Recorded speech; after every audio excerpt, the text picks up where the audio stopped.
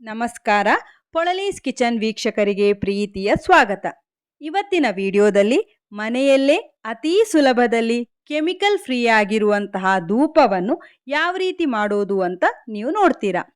Home made chemical free ಧೂಪ ಹಚ್ಚೋದ್ರಿಂದ ಯಾವುದೇ ರೀತಿಯ ಆರೋಗ್ಯ ಸಮಸ್ಯೆಗಳು ಅಂದರೆ ಅದರ ಹೊಗೆಯಿಂದಾಗಿ ಉಂಟಾಗುವಂತಹ ಆರೋಗ್ಯ ಸಮಸ್ಯೆಗಳನ್ನು ಖಂಡಿತವಾಗಿಯೂ ತಡೆಗಟ್ಬೋದು. ಹಾಗೂ ಒಂದು ಪಾಸಿಟಿವ್ ವೈಬ್ಸ್ ಖಂಡಿತವಾಗಿಯೂ ನಿಮಗೆ ಫೀಲ್ ಆಗತ್ತೆ. ಧೂಪವನ್ನು ಮಾಡೋದಕ್ಕೆ ನಮಗಿಲ್ಲಿ ಒಣಗಿರುವಂತಹ ಹೂಗಳು ಬೇಕಾಗತ್ತೆ. ಕೆಲವರು ದೇವರಿಗೆ ಹಾಕಿರುವಂತಹ ಹೂಗಳನ್ನು ಬಳಸುವುದುಂಟು. ನಾನು ಫ್ರೆಶ್ ಆಗಿರುವಂತಹ ಹಳದಿ ಹಾಗೂ ಬಿಳಿ ಸೇವಂತಿಗೆ, ಕೆಂಪು ಬಣ್ಣದ ಗುಲಾಬಿ ಹೂಗಳು ಹಾಗೂ ಸ್ವಲ್ಪ ದಾಸವಾಳ ಹೂಗಳನ್ನು ಚೆನ್ನಾಗಿ ಗರಿ ಆಗೋ ತನಕ ಬಿಸಿಲಿನಲ್ಲಿ ಒಣಗಿಸಿ ರೆಡಿ ಮಾಡಿಟ್ಕೊಂಡಿದ್ದೇನೆ. ನೀವು ಎಷ್ಟು ಕ್ವಾಂಟಿಟಿಯಲ್ಲಿ ಮಾಡೋದು ಅದಕ್ಕನುಗುಣವಾಗಿ ಹೂಗಳನ್ನು ತಗೊಳ್ಬೋದು. ನಂತರ ಒಣಗಿಸಿರುವಂತಹ ಕಹಿಬೇವಿನ ಎಲೆಗಳು ಬೇಕಾಗತ್ತೆ. ಇನ್ನು ಹಸುವಿನ ಸೆಗಣಿ ಒಣಗಿಸಿರುವಂಥದ್ದು ಅಥವಾ ಬೆರಣಿ ಬೇಕು. ಲಭ್ಯ ಇದ್ದರೆ ಖಂಡಿತವಾಗಿಯೂ ಹಾಕಿ, ಇಲ್ಲ ಅಂತಂದರೆ ಸ್ಕಿಪ್ ಮಾಡ್ಬೋದು. ನಂತರ ಬೇಕಾಗೋದು ತೆಂಗಿನ ನಾರು. ಇನ್ನು ಧೂಪದ ಪರಿಮಳಕ್ಕೋಸ್ಕರ ಕೆಲವೊಂದು ಐಟಮ್ಗಳು ಬೇಕು. ತುಪ್ಪ, ಜೇನುತುಪ್ಪ, ಚಕ್ಕೆ, ಪುಲಾವ್ ಎಲೆ, ಲವಂಗ, ಕರ್ಪೂರ ಇವಿಷ್ಟು ಬೇಕಾಗತ್ತೆ. ಇನ್ನು ಇವೆಲ್ಲವನ್ನು ಮಿಕ್ಸಿ ಜಾರ್ನಲ್ಲಿ ಹಾಕಿ ಪೌಡರ್ ಮಾಡಬೇಕು. ಬ್ಯಾಚ್ ವೈಸ್ ಆಗಿ ಪೌಡರ್ ಮಾಡಬೇಕಾಗತ್ತೆ. ಮೊದಲಿಗೆ ತೆಂಗಿನ ನಾರನ್ನು ಈ ಥರ ಕಟ್ ಮಾಡಿಕೊಂಡು ಹಾಕ್ತಾ ಇದ್ದೇನೆ. ನಂತರ ಬೆರಣಿಯನ್ನು ಕೂಡ ಕಟ್ ಮಾಡಿಕೊಂಡು ಮಿಕ್ಸಿ ಜಾರಿಗೆ ಹಾಕ್ಕೊಳ್ತಾ ಇದ್ದೇನೆ. ಮಿಕ್ಸಿ ಜಾರ್ ಹಾಳಾಗತ್ತೆ ಅನ್ನುವ ಭಯ ಬೇಡ, ಖಂಡಿತವಾಗಿಯೂ ಏನೂ ಆಗೋದಿಲ್ಲ.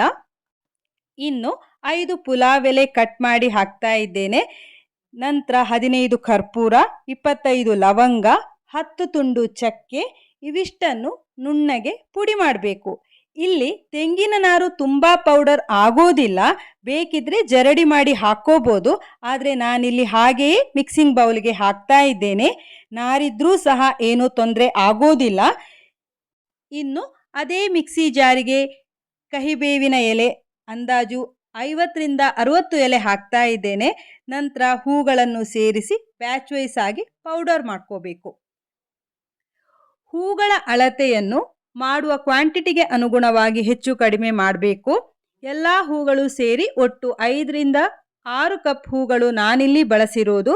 ಈಗ ಪೂರ್ತಿಯಾಗಿ ಹೂಗಳನ್ನು ಪುಡಿ ಮಾಡ್ಕೊಂಡಾಯಿತು. ಇನ್ನು ಎಲ್ಲವನ್ನು ಒಂದು ಪ್ಲೇಟಿಗೆ ವರ್ಗಾಯಿಸಿ 1 ಚಮಚ ಜೇನುತುಪ್ಪ ಹಾಗೂ 1 ಚಮಚ ತುಪ್ಪವನ್ನು ಹಾಕಿ ಎಲ್ಲವನ್ನು ಚೆನ್ನಾಗಿ ಬೆರೆಸಬೇಕು. ನಂತರ ಸ್ವಲ್ಪನೇ ನೀರನ್ನು ಸೇರಿಸಿ ಕಲಿಸ್ಕೋಬೇಕು. ಕಲಿಸಿರುವಂತಹ ಮಿಶ್ರಣ ಒಂದು ಶೇಪ್ ಕೊಡುವ ಹದದಲ್ಲಿರಬೇಕು. ನೋಡಿ ಈ ಥರ. ಇನ್ನು ಇದನ್ನು ನಿಮಗೆ ಬೇಕಾಗುವ ಶೇಪ್ನಲ್ಲಿ ರೆಡಿ ಮಾಡಿಕೊಂಡ್ರೆ ಆಯಿತು. ನಾನಿಲ್ಲಿ ಕೋನ್ ಶೇಪ್ನಲ್ಲಿ ಇದನ್ನು ರೆಡಿ ಮಾಡ್ತಾ ಇದ್ದೇನೆ. ಚಿಕ್ಕ ಪೋರ್ಷನ್ ತೆಗೆದು ಅಂಗೈಯಲ್ಲಿಟ್ಟು ಬೆರಳುಗಳಿಂದ ರೊಟೇಟ್ ಮಾಡ್ತಾ ಹೋದರೆ ಕೋನ್ ಶೇಪ್ ತಾನಾಗೇ ಪಡೆಯುತ್ತೆ. ಹೊರಗಡೆಯಿಂದ ತೆಂಗಿನ ನಾರು ನಿಮಗೆ ಕಾಣ್ತಿರ್ಬೋದು. ಫಿನಿಶಿಂಗ್ ಚೆನ್ನಾಗಿ ಕಾಣ್ತಿಲ್ಲ ಅನಿಸಿದ್ರೂ ಕೂಡ ಒಣಗಿದ ನಂತರ ಇದು ಚೆನ್ನಾಗಿ ಉರಿಯೋದಕ್ಕೆ ಸಹಾಯ ಆಗತ್ತೆ. ಹೀಗೆ ಎಲ್ಲವನ್ನು ನಿಮಗೆ ಬೇಕಾದ ಆಕಾರದಲ್ಲಿ ಶೇಪ್ ಮಾಡ್ಕೊಳ್ಳಿ. ನನಗೆ ಇದನ್ನು ಮಾಡೋದಕ್ಕೆ ಇವತ್ತು ನನ್ನ ಮಕ್ಕಳು ಕೂಡ ಹೆಲ್ಪ್ ಮಾಡ್ತಾ ಇದ್ದಾರೆ. ಪುಟಾಣಿ ಕೈಗಳಿಂದ ಅವರು ಕೂಡ ಕೋನ್ ಶೇಪಲ್ಲೇ ಇದನ್ನು ಮಾಡೋದಕ್ಕೆ ಪ್ರಯತ್ನ ಪಡ್ತಿದ್ದಾರೆ. ನೋಡಿ ಎಷ್ಟು ಚೆನ್ನಾಗಿ ಮಾಡ್ತಿದ್ದಾರೆ ಅಂತ. ಸ್ವಲ್ಪ ಪೇಷನ್ಸ್ ಇದ್ದರೆ ಖಂಡಿತವಾಗಿ ಇದನ್ನು ಯಾರಿಗೆ ಬೇಕಾದರೂ ಮಾಡ್ಬೋದು. ನೋಡಿ ಮಾಡಿರುವಂತಹ ಕೋನು ಈ ರೀತಿಯಾಗಿದೆ. ಇನ್ನು ಇದನ್ನು ಬಿಸಿಲಿನಲ್ಲಿ ಒಣಗಿಸಬೇಕು. ಈಗ ಚೆನ್ನಾಗಿ ಬಿಸಿಲಿರೋದ್ರಿಂದ ನನಗಿಲ್ಲಿ 1 ದಿವಸದ ಬಿಸಿಲು ಸಾಕಾಗಿದೆ. ಚೆನ್ನಾಗಿ ಒಣಗೋ ತನಕ ಬಿಸಿಲಿನಲ್ಲಿ ಒಣಗಿಸಿ. ಒಂದು ವೇಳೆ ಬಿಸಿಲಿಲ್ಲ ಅಂತಂದರೆ ಫ್ಯಾನ್ನ ಗಾಳಿಯಲ್ಲೂ ಕೂಡ ಒಣಗಿಸ್ಬೋದು. ಟೈಮ್ ಮಾತ್ರ ಜಾಸ್ತಿ ಬೇಕಾಗತ್ತೆ. ಇವಾಗ ಇದು ಚೆನ್ನಾಗಿ ಒಣಗಿದೆ. ಹೆಚ್ಚಿ ತೋರಿಸ್ತಾ ಇದ್ದೇನೆ ನೋಡಿ. ಸುಲಭವಾಗಿ ಬೆಂಕಿ ಹಿಡಿತಾ ಇದೆ. ಬೆಂಕಿಯನ್ನು ನಂದಿಸದೆ ಅದಾಗಿಯೇ ಆರಲಿ, ಆವಾಗ ಚೆನ್ನಾಗಿ ಉರಿಯೋದಕ್ಕೆ ಸಹಾಯ ಆಗತ್ತೆ. ಎಷ್ಟು ಚೆನ್ನಾಗಿ ಹೊಗೆ ಬರ್ತಿದೆ ಅಂತ ನೀವು ನೋಡ್ತಿರ್ಬೋದು. ಹಾಗೆ ಘಮ ಕೂಡ ಚೆನ್ನಾಗಿ ಬರ್ತಿದೆ. ಇವತ್ತಿನ ವಿಡಿಯೋ ಯೂಸ್ಫುಲ್ ಅಂತ ಅನಿಸಿದರೆ ವಿಡಿಯೋವನ್ನು ಲೈಕ್ ಮಾಡಿ, ಫ್ರೆಂಡ್ಸ್ ಆ್ಯಂಡ್ ಫ್ಯಾಮಿಲಿ ಜೊತೆ ಶೇರ್ ಮಾಡಿ. ಮುಂದಿನ ವಿಡಿಯೋದಲ್ಲಿ ಇನ್ನೊಂದು ರೆಸಿಪಿ ಜೊತೆ ಭೇಟಿಯಾಗೋಣ. ಧನ್ಯವಾದಗಳು.